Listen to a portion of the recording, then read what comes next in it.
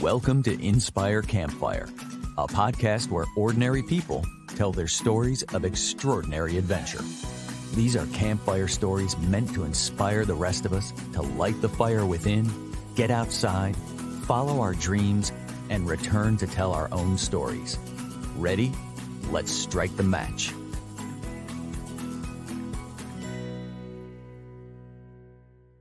Welcome to the show. I am your host, Scott Wurzbacher, a child of the 80s. And one of my favorite movies was the Cannonball Run, about a race across the country. It featured an all-star cast, including Burt Reynolds, Dom DeLuise, Farrah Fawcett, Dean Martin, Jackie Chan, so many more. According to Wikipedia, a Cannonball Run is an unsanctioned speed record for driving across the United States from New York to Los Angeles. Apparently, the current record is 25 hours and 39 minutes with an average speed of 110 miles an hour. Wow. Today's guest, Mike Gandolfo, made his own Cannonball Run earlier this year with his son riding shotgun. Mike wears many hats. He's the owner of RE Solutions, a multi-office real estate brokerage in Louisville, Kentucky. He's a former championship basketball coach and still carries that coach's heart with him today. He's an avid horse racing fan. He serves on the board of directors for the Kentucky Derby Festival, and he's co-host of the Horse Racing Happy Hour podcast. He is a certified 12-week year trainer. And along with one of our previous guests, Michael Lennington, he hosts the Aligned Life Pro podcast. Mike may not have broken the Cannonball Run record, but he had an amazing time in the process, and he's here to share his story with us. Mike, my good friend, welcome to the campfire. Man, I'm so excited to be here. I remember when you and I were talking just about when this podcast was an idea in your head, and to see it come to fruition. But then I've been sharing it with so many people, and I was actually having coffee with a guy this morning. Who just is like eating up all your episodes and just loving the podcast. And he's like, get me on this show. He's like, I grew up in the woods and I've been to Alaska 3 times. Like, I want to be on the show. So nice. Well, we want to talk to him. And yeah, definitely credit goes to Mike Gandolfo for helping me get this set up. You're kind of my inspiration and a mentor along the way. And I'm ever grateful for that, Mike. We're going to get into some of that because you have a coach's heart and you are a connector at your very core. But I want to ask, so do you remember the movie Cannonball Run with all of those all-star actors?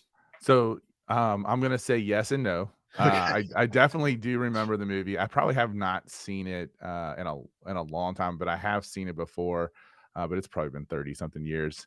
But yes, I do remember the Cannonball Run. Oh man, it was one of my favorites as a kid. Just all these harebrained cars and activities. And are we the same age? Or are you a little bit older? Are you a little bit? I think we're about the same age. I probably just watched more TV than you did. I was born in 1976. Yeah, 75. So okay, so we're right there. Yeah. Yeah. So I had a little bit of fun kind of thinking about when you told me about this trip that you took, and I just immediately thought of Cannonball Run. So let's just get it right out there, right? The record is 25 hours, 39 minutes. How long did it take you to do this trip? Yeah. So we started in Louisville, Kentucky, and we plotted out a southern route, and then we kind of went up the coast of California a little bit, and then a northern route home. So we did this big circle, and it was my son and I, and we did it over the course of 9 days. Generally driving, if I had to guess, I think the longest drive day was probably 11 hours. Mm-hmm. But I would say we were normally right around the 8.5 hours of driving a day, so we could actually enjoy some of the places that we went to. So right. Yeah. And so in 9 days, how many miles did you cover? It's like 5,600. 5,600 miles over. Yeah, I used to know exactly what it was, but it was in that ballpark. So yeah. So maybe not a true Cannonball Run, like it wasn't a race across the country, but Absolutely not. What I love about this is that you had a limited amount of time, but Mhm. like you wanted to pack in as much as you could in a short period of time. And I think like what's so cool about that in terms of this podcast is, we work within our limits, and you guys like 5,600, like who goes 5,600 miles in 9 days? Like, well, Mike Gandolfo and his son Rocco do. Tell us about this trip. Like, can you give us some highlights and what you did and where you went? Well, first, I think it's important to know the origins because I think, this is not something that we just like had this massive planning session and we've been working for it forever. This is, like I know some of your other guests have talked about. This is a product out of, we're a year into COVID.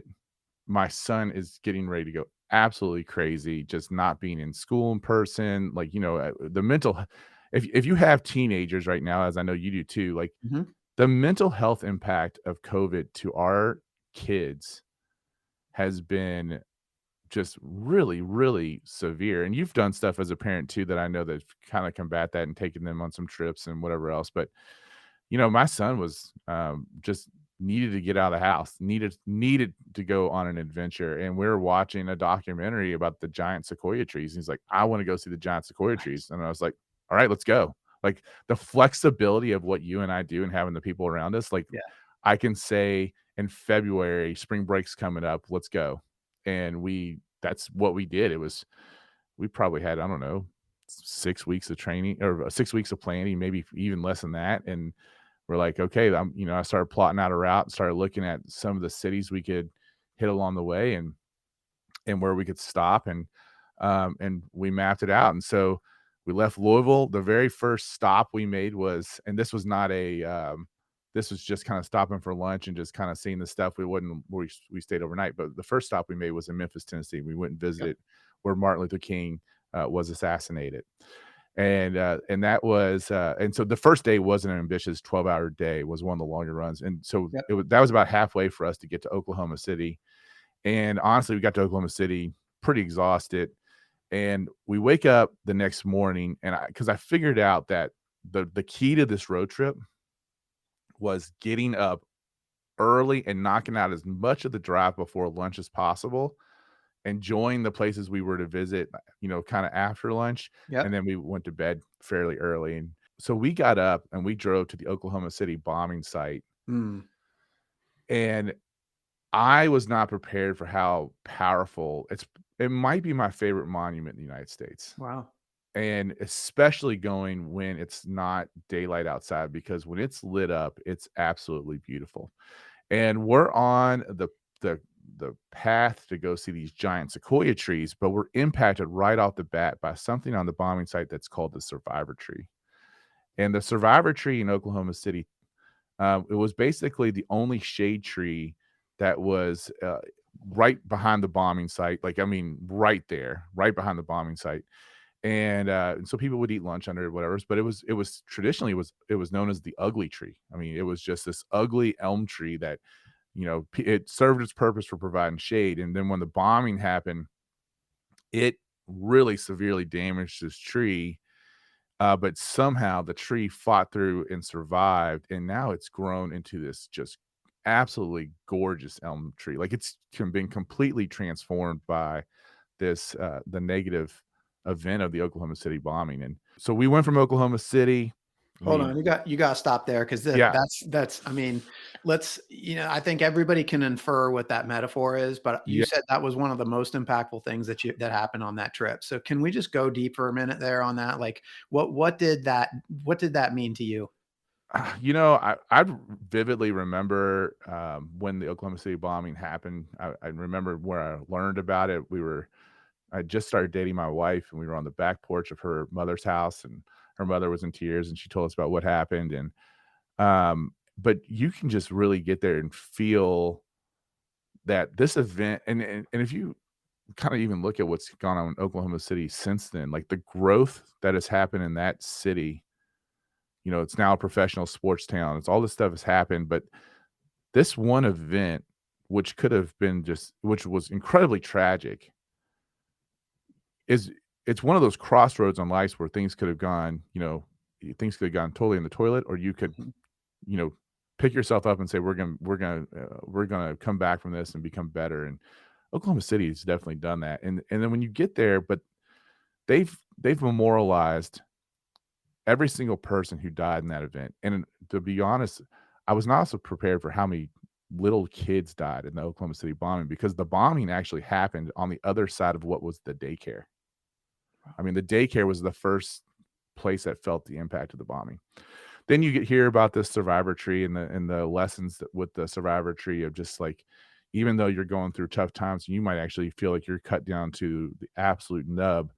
You can grow back, and you can grow back beautiful and stronger than before. And if your roots are good enough, you can overcome all that stuff. And then finally, on the other side of the bombing site, because this was a huge explosion, there was actually a Catholic church. Their Catholic cathedral is just on the other side of the bombing site. And my son and I are Catholic, and our faith is important to us. And the Catholic church was damaged, where everything was blown out the walls. The glass windows were blown out except for the crucifix.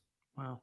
And, it was a message of having the roots and really knowing that you can overcome whatever comes your way, how important your faith could be. And just, and again, but the light that you see when you go here at night, because everything's lit up and illuminated, that the light that can come out of negative events that, I think if you went and if you surveyed a bunch of people and you said, hey, what's the best thing that's ever happened to you? What's the worst thing that ever happened to you? There's a large portion of that group that would say it's the exact same event, that the best thing that ever happened to you and the worst thing that's ever happened to you is the exact same event.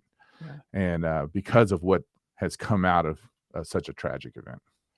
Mike, I mean, we're 12 minutes in, and I think we're already done. Like, are we 12 minutes? I'm sorry. I'm so going to get more. We can't get any more impactful than that. Like, so yeah. Here's the thing. You guys started on this trip, and I mean, you went right in, because you went to Memphis and you went to the place where MLK was assassinated. Then you go to Oklahoma City and you're checking out the bombing site, and you tell us this beautiful story of the survival tree.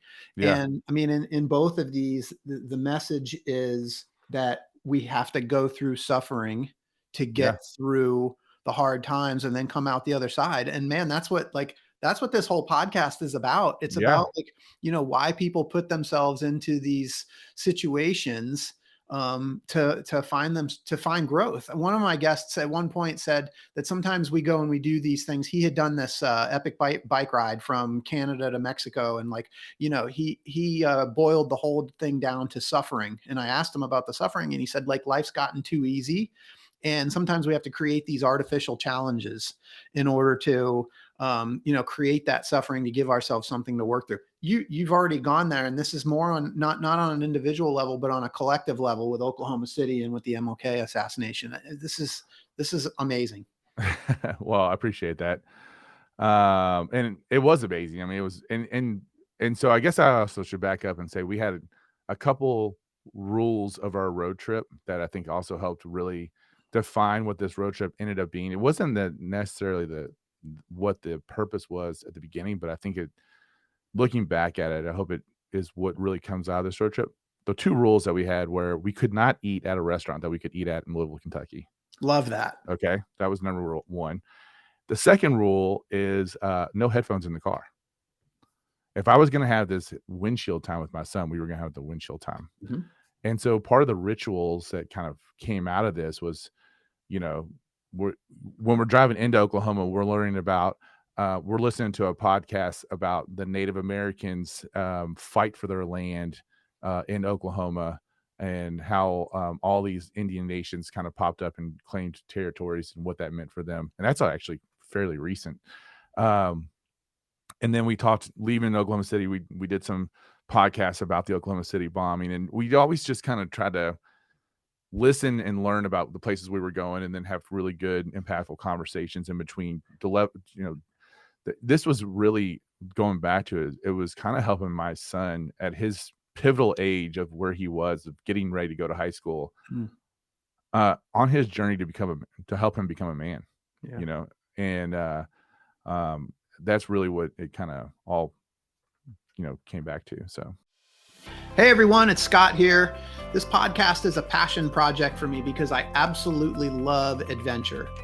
And it's thanks to the effort of my residential real estate team here in Charlotte, North Carolina, that many of you know as the W Realty Group, that this podcast gets funded. This awesome group of people have unmatched levels of competence and caring for our clients.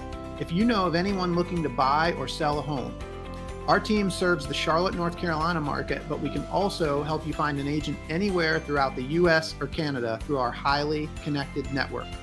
When you support our real estate business, you are also supporting this podcast. Thanks for listening, and thanks for your referrals. Well, I mean, we got at least another 4,000 miles to go, probably more Yeah. like 5. So let's keep going. I would say the next stretch is probably not as eventful. Like we went from Oklahoma City to Albuquerque, New Mexico, with a stop at Amarillo, the Cadillac Ranch in Amarillo. Where all the Cadillacs are standing upside or upright with, they're all spray nice. painted and stuff like that.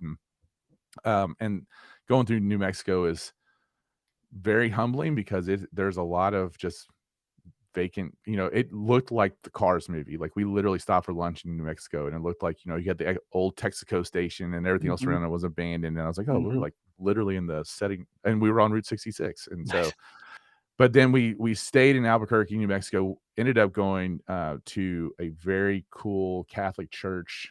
This was a Saturday night, so we went to mass.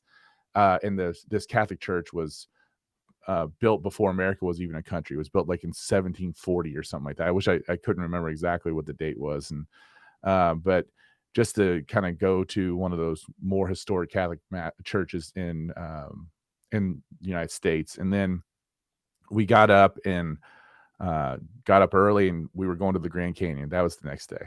So we made the trip to the Grand Canyon, which Scott, have you been to before? I'm assuming you have. Okay. Yep. It's one of those things to the rim. I have a goal to go down in, but right. The rim. Yeah, and I think that's the thing I learned about the Grand Canyon. Like you go and you could spend a lot of time there and walking around the rim and whatever else, but at the end of the day, you're looking at a really big hole, and just trying to even understand the depths of the Grand Canyon. Because I think that the first thing was you look down into it and you're like, is that the bottom? And then your eyes adjust and you can go a little bit deeper. And I kept on trying to find the river. I don't know if that's what you did or not, but it's not easy to find, right? And then you would find little places where the river come through, and you could kind of see how your eyes kind of play tricks on you with depth and whatever else. And but the Grand Canyon for me was like, it's one of those places where you go and you look down into a hole for a couple hours and walk around and get a couple different vantage points, or you got to like spend like a week there and really get in there and explore it. And I know my group of guys that have talked about, hey, maybe we'll try to get one of those whitewater or one of those rafting permits and try to raft it. Doing something like that, I think that would be a lot of fun. When you do, I might just happen to show up.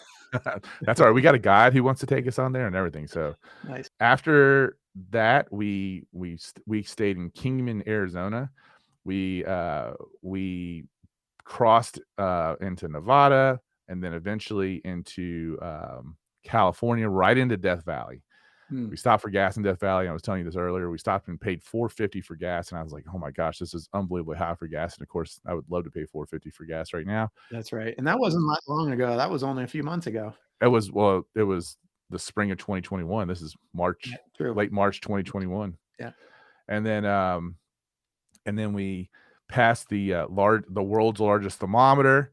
And this is where I think it's kind of cool because this is probably where it's the absolute hottest on our trip, and it's March and it's hitting close to 100 degrees. And the landscape of California changes where we're starting to go through all the orange groves, and now we're starting to make this climb up the mountain. And now, and it's not long before we've got snow around us. Like so like in one day we go from Death Valley to the top of a mountain where there's snow everywhere and it's cold, and it's we're going to the sequoia trees. Like we're making the hike to do what we wanted to do, to go see these giant sequoia trees. Yeah. And when you're it's an amazing drive just to see the landscape shift. It's seeing these water reservoirs or lakes that California have and how depleted their water was really eye-opening for us. Realizing that they didn't get the snow melt they usually get. And then getting to where you all of a sudden at the top of this mountain, you're starting to drive along these just ginormous trees.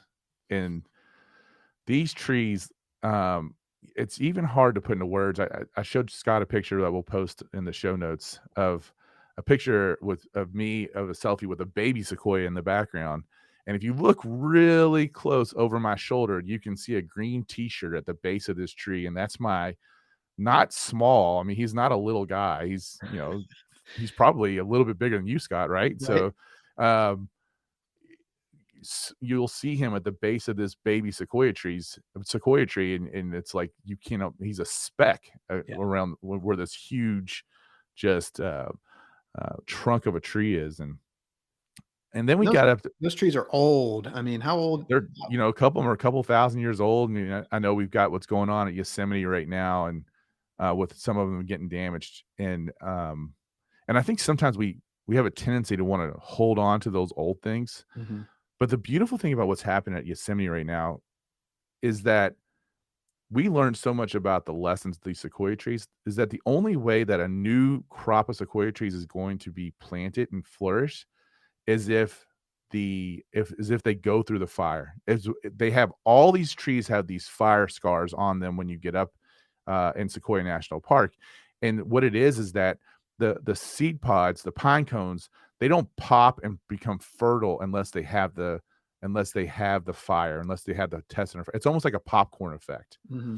And so that you understand that they need the fire to grow and survive and to flourish and to produce new life was really awesome. The other thing that we learned about was that there was a tree in Yosemite, and Yosemite's a little bit further north, maybe northeast of where Sequoia is. And where is that there was a giant sequoia tree that seemed like it was healthy, but it fell in Yosemite. And what they determined was how important community is for these trees. This tree had no other sequoia trees around it. By its nature, their roots do not go deep because they're on a mountain. They go wide, they go out, and they grab onto each other and help hold each other up. And that's so if a sequoia tree has got to have this community of other trees around it to keep it standing so that it can grow taller and reach towards the sky at, taller than any other living object that we have in the world. So those lessons that we got from the sequoia trees were incredible. We did when you go to Sequoia National Park, you actually get Sequoia National Park and Kings Canyon National Park. Mm-hmm. The General Sherman tree, which is the largest living object by volume in the world, is in Sequoia, and then the one that's got the base that's got the greatest circumference is in Grant National Park. So sequoia trees have larger trunks than redwoods. Redwoods grow taller, but sequoias by their nature are. I'm gonna go see some sequoias. I'm gonna get some pictures for you and Yeah. be thinking about you. But we got to take another time out because Sure. you just said we got to recap, right? Yeah, we're gonna go long on this, Scott. I'm sorry. We're gonna learn some lessons from the trees. Yeah. I mean, we started this, MLK assassination site. We got the survivor tree in Oklahoma City. Now we're learning that even sequoia trees have to go through suffering and hardship in order to get stronger, in order to grow. Mm-hmm. And on top of that, even trees need each other to get through it.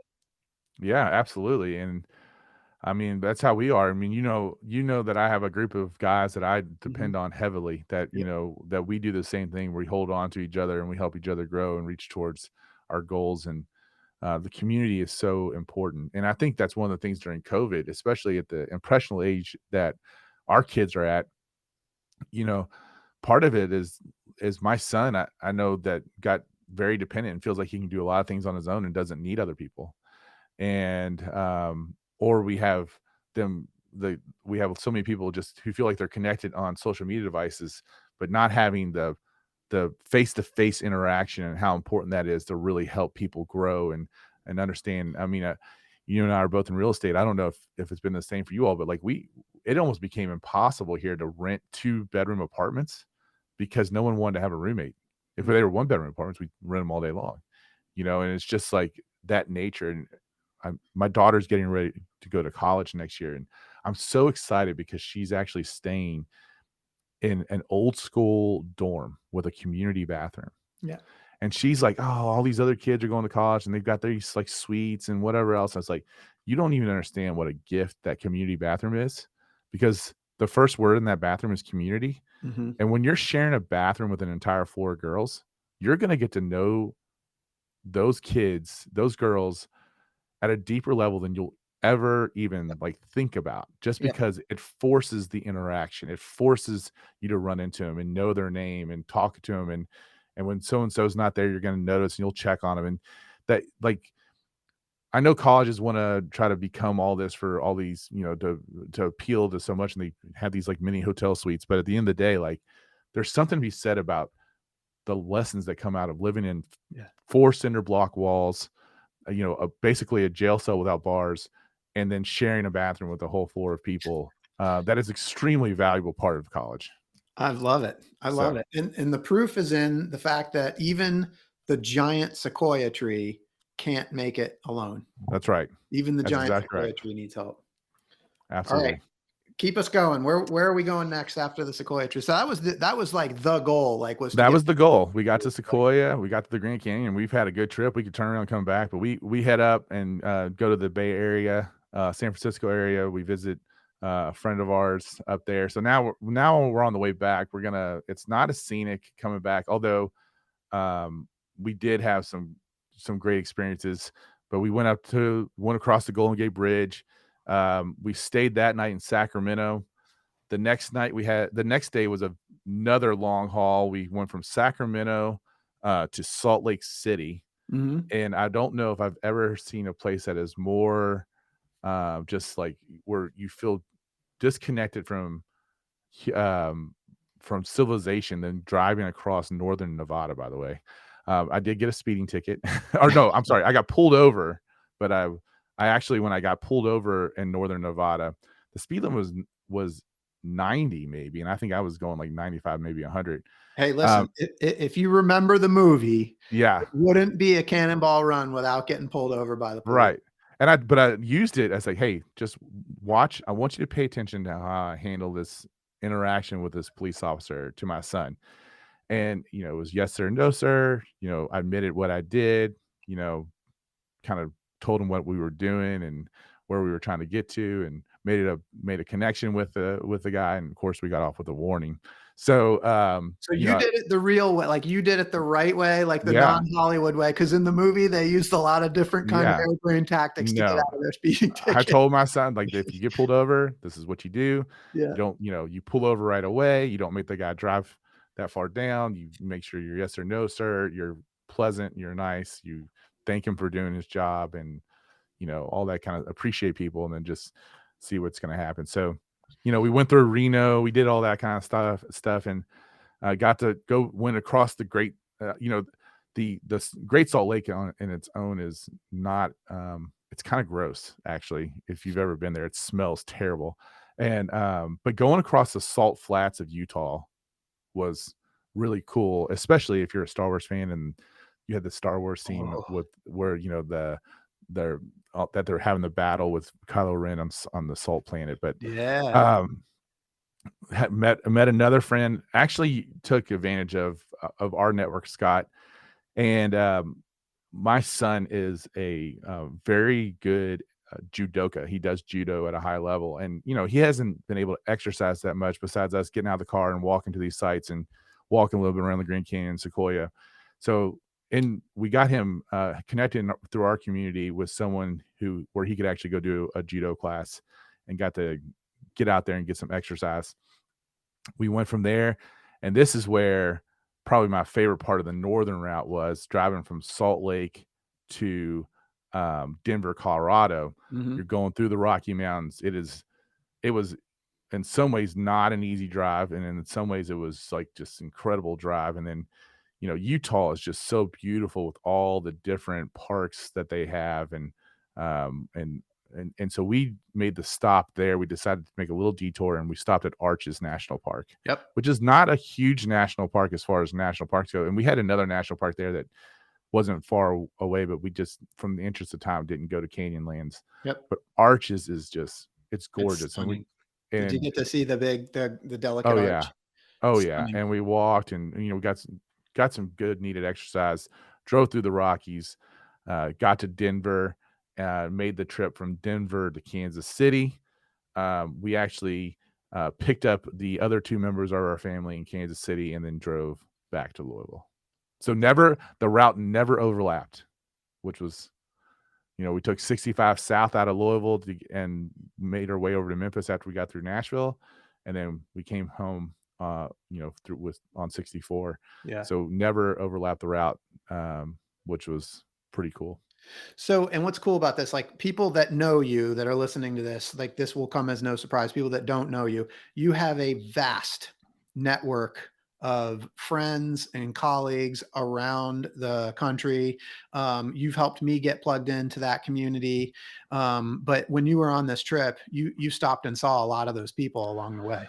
Yeah, it was a balance. I think we stopped and saw we actually stopped and saw 4 of the people. We stopped Mhm, and that was all in the northern route. When mhm, we stopped in, the Bay Area, we stopped in, Salt Lake City, we stopped mhm. in Colorado, and we stopped in Kansas City. And, at the end of the day, like, I wanted to make the main thing the main thing. The main thing was making sure that I had this, I think when you have kids who are getting ready to go away to college, you realize that 18 years is what you really have to have, like, this day-to-day impact on their lives. Mhm. And, I wanted to make sure that, we kept that father-son time the main thing and not make it feel like he was going to dinner with my friends every night and that kinda stuff. But so we kind of pick and chose people he also had a relationship with and how we could kind of make this trip work for us. Yeah, So, absolutely. But also, it kind of just emphasizes this point about the giant sequoia trees having this community, yeah. having that community. And you're a master at that. Like that's one of the Thank things you. that is a superpower of yours, is being involved in community and having connections all over the world. And it And doesn't come naturally to me, by the way. I am naturally introverted. well, you figured And it out. Let's maybe you've practiced. I go back to the book, The Go-Giver, Mm, and the character in The Go-Giver that's actually kind of the person who's probably the most influential character in the story is the guy who's the connector. And, I think, living the laws of the go-giver is incredibly important, but then, striving to be that connector is another thing that's really important. yeah. It's a great book, by the way. I think you introduced me to that, and my whole team has read it, so I highly recommend it. So here's the thing: you just shared all of this stuff, all these Yeah, different places. Like, I have so many questions. Like, first of sure. all, when in the world did you sleep, and were you exhausted when you got home? I mean, you packed a lot into this trip. You know, I wasn't that exhausted when we coulda kept going. I think when it wasn't like we were ready to end it or whatever else, and we did map out our hotels, and I think the one thing is I stuck with one hotel brand to make sure that we were getting points at every stop that we Yep. stayed at. So we stayed with one particular brand of hotel and just kind of, and that's basically what I did from a road trip perspective is when we left Louisville, we basically had every stop predetermined which hotel we were going to. And and definitely we made one adjustment to that on the route around the Grand Canyon. It was just kind of choosing how we wanted to make sure we made the most of that time. And then but beyond that, that was pretty easy. I mean, we would do our thing in the middle of the afternoon. We would have an early dinner. We were probably in bed by 9 o'clock, 10 o'clock. We'd wake up, get on the road around 4:30, and then do it all over again. So that was it. 5,600 miles, 9 days. Did you calculate how many hours you spent in the car? No, I did not. Yeah, I I mean, mean, like it's a again, lot. It's a it was a lot. lot. I'm Yeah, curious what that. So it you probably talked had to about be close to 80, if I yeah, had to yeah, and you guess. talked about windshield time. Yeah, Can you talk about some of the conversations that you guys had and some of the stuff that happened while you were driving? I know you yeah. talked about podcasts and Well, I mean, we talked about podcasts and then what there was lessons from those podcasts. But again, he's going into high school. Like there's experiences that are going to become more prevalent as you get older and you get more freedom, you get your license, whatever else that you got to be prepared for. We talked about, making choices with substances. We talked about, making sure that he understood the morals of how we feel about sexual interactions with others and how you value other people and uh, all those kind of father son conversations that need to happen.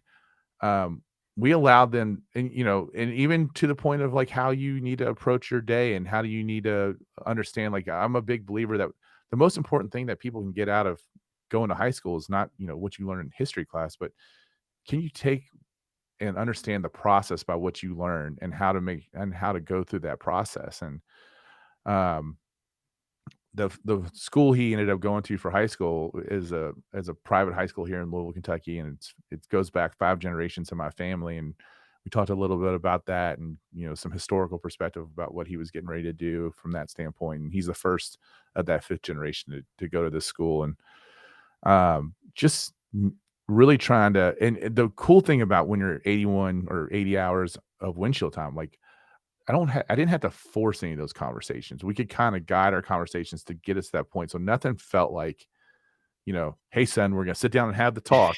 Yeah, and I'm thinking like, Yeah. you got him captive too, because you're stuck in the car. You're sitting right next to me. You are And now you don't have going to headphones. listen to me preach. No earbuds, no AirPods. We're not doing any of that stuff. But Right? he was receptive. Absolutely. Yeah. I mean, it was a very little drama. We never got tired of each other. You're mixing these conversations with getting out of the car and seeing some cool things along the way. And of course, when you fly over something, it's one thing, but when you drive our country, you just you get a whole, like, the one perspective that I got is like the majority of our country is not full of green grass. Like where you and I live, like it's lush. There's trees, green grass. It doesn't take long before I get in the pits of Arkansas, and all of a sudden, like there's a lot more brown around us than there's green. And I Rock think and sand and just yeah, dry. Yeah. and we take that for granted, I think, in a lot of ways. Yeah. So Mike, I want to talk about him and I want to talk about you. Sure. Would if I was talking to him, would he say that trip changed him? And how do you feel like he would answer that? That's a good question. I think if you asked him in 10 years, he probably would say yes, it changed him. I think there's still the teenage boy. Yeah. Probably would maybe not admit that just yet. So did you see any changes? Oh yeah. Yeah. Mainly from just building the trust level between the two of us. And it's not the first adventure that him and I had gone on by ourselves, and we've been able to do some things since. So it's just, knowing that, him, the one thing about that I think was always difficult for him is that his I'm a former basketball coach, and his sister is a pretty good basketball player. She's going to play college basketball next year. And he never took to that at all. It was never his thing. And I think that he was in the back of his head was wondering if that was a disappointment to me, which it was not. It was one of those things, like even early on, I think I was like, hey, you don't want to play basketball, man. You don't have to play basketball. Like, let's go find out what you're good at. Let's go untap your gifts and what you want to do. And in being able to do these things with him that he enjoys, we drug him all over the country going to basketball tournaments. Now I got to drag him around the country for something that he wanted to do. Yeah. And just making sure that connection was there was super important. So I love it. So what about you? Did the trip change you? The trip changed me from the standpoint, like, I honestly, like, I don't mind flying, but if it's within like 12 hours, I'll get in the car and I'll drive it. And you didn't feel that way before this trip? I did to a degree, but I think it's that it probably broadened a little bit. I mean, Louisville, whenever you fly to Louisville, you're gonna have to connect anyway. So like, there's not a whole lot of time savings there, and it's almost easier for me to kind of listen to a podcast or listen to an Audible book in the car ride than it is for me on the plane. And I think there's some sense of control, but then I have my vehicle there. I don't have to worry about Ubers and whatever else when I get to where I'm going. Like I'm happy getting out and driving and seeing our country, and just I like doing that a lot. And now, I've literally driven from, and not in one trip, but I've, driven my car to the Atlantic, driven my car to the Pacific, and none of that scares me at all. So, so Mike, you and I are coached. We're mutually coached by the same organization, and they've done this sort of personality profile on us, and we both share this trait called free spirit. Correct. Right. And so I'm curious how this trip fed your free spirit. Yeah, the fact that it was February and I just said, hey, let's go. Like, that's the free spirit right there, the spontaneous. I can make this decision. My business is still going to run. Just get up and go. And then again, we planned where our stops were, and we knew what we kind of wanted to go see, but we really didn't overplan the trip, so that we could let the trip kind of happen to us and unpack itself too. Yeah. So So, dare I say, the trip fed your free spirit tank, gave you some energy. Absolutely. 100%. Yeah. 100%. Yeah. That's awesome. So I think what I love about this trip is, again, I know 5,600 miles in 9 days. A lot of people like wouldn't even think this is possible, but even just listening to this podcast and hearing all the stuff that you packed into a short amount of time, frankly, it's going to take away excuses, right? Because I think a lot of the people that have been on my podcast have taken a month off, 2 months off, 3 months off. You Sure. did this in 9 days. Yeah. And what's cool is, like, a former coach, you're still a coach today. Yeah. You're not a basketball coach directly, but you are a coach. Right. And you've got this awesome podcast, the Align Life Pro, where you're helping entrepreneurs to improve their business. And you're a 12-week year trainer. I'm just curious, like, how does all of this adventure stuff kind of fit into the bigger picture of, being the best that we can, whether it's as an entrepreneur or just being a better human? Yeah. I mean, I think it all feeds itself. I mean, I think that's the bottom line is I've got to be able to have this business rocking and rolling and be able to operate whether I'm here or not. When I'm here, I want to be doing very high level things to move the business forward.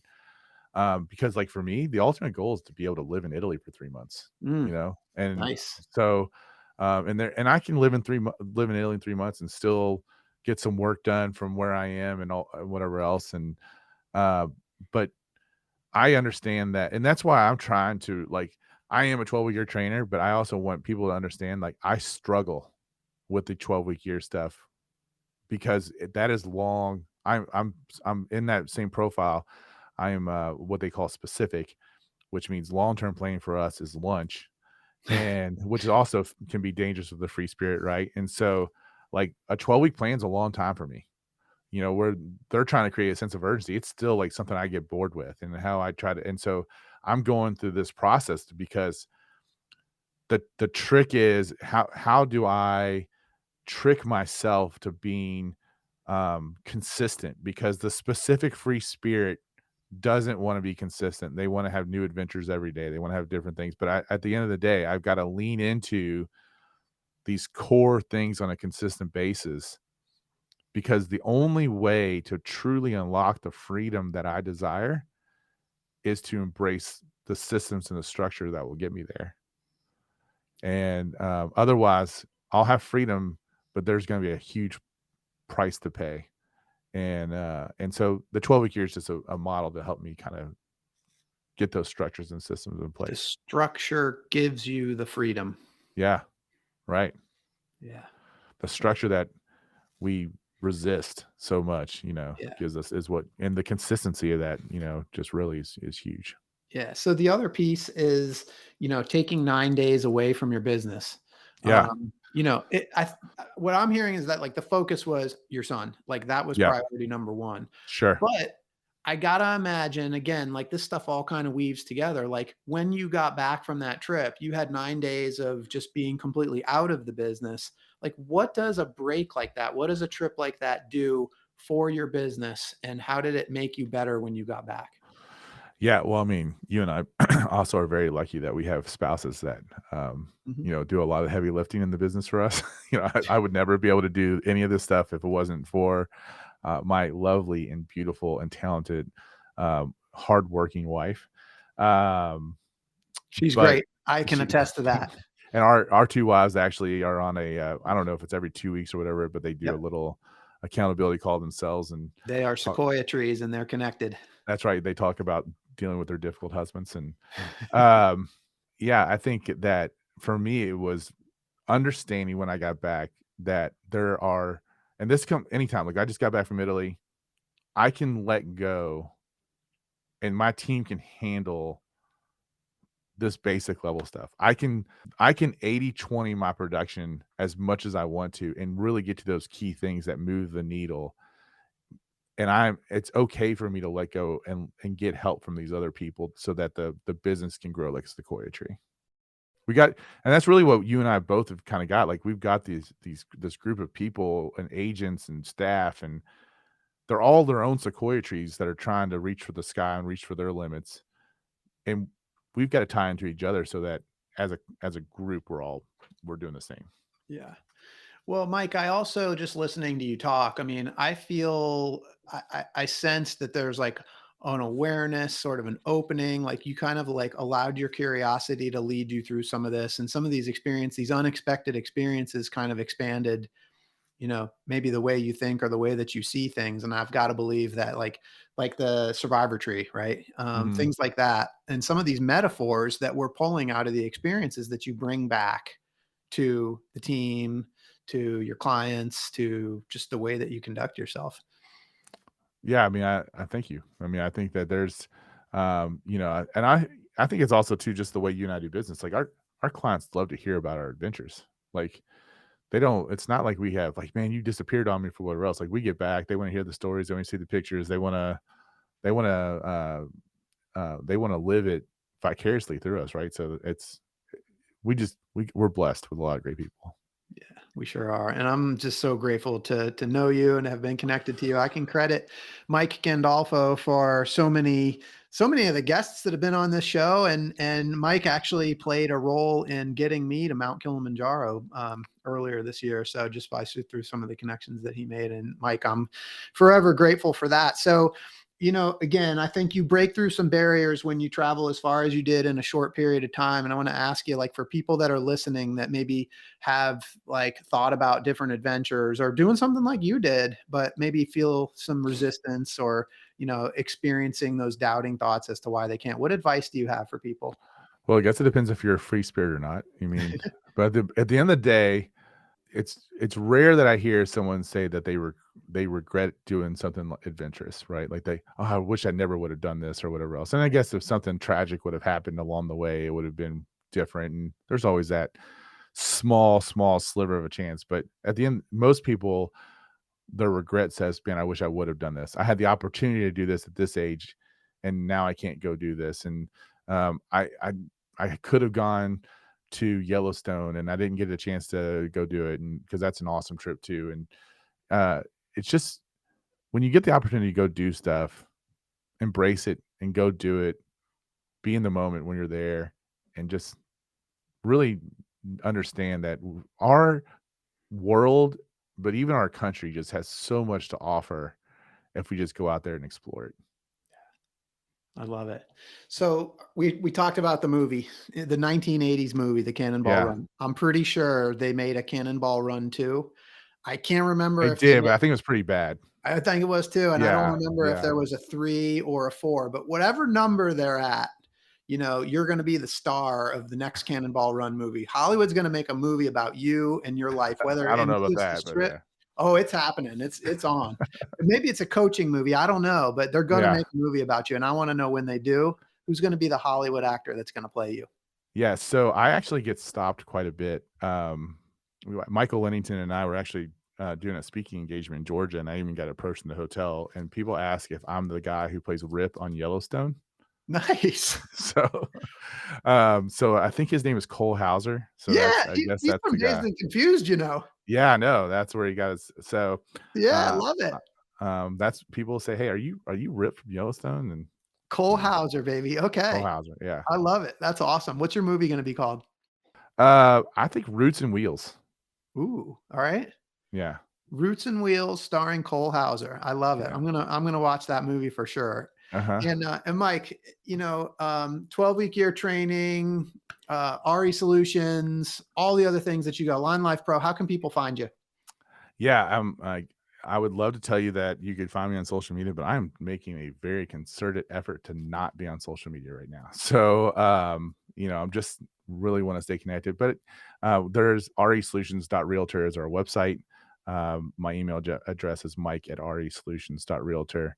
That's always probably the best way to reach me. And whatever you want to talk about. If you, I'm talking to some people about helping them understand how to do Italy, and the best ways to go about that, and what we've learned about from our trips to Italy, and or if you want to learn about doing a road trip across the country, however I can help people. Nice.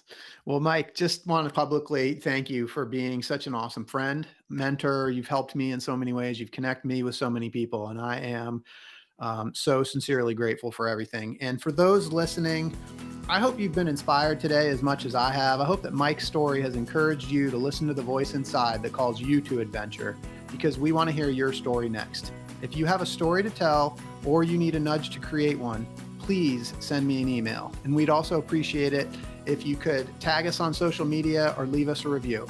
And until next time, I want to encourage you to get outside. Thank you for listening. Mike, thanks so much for being here. Thanks, Scott.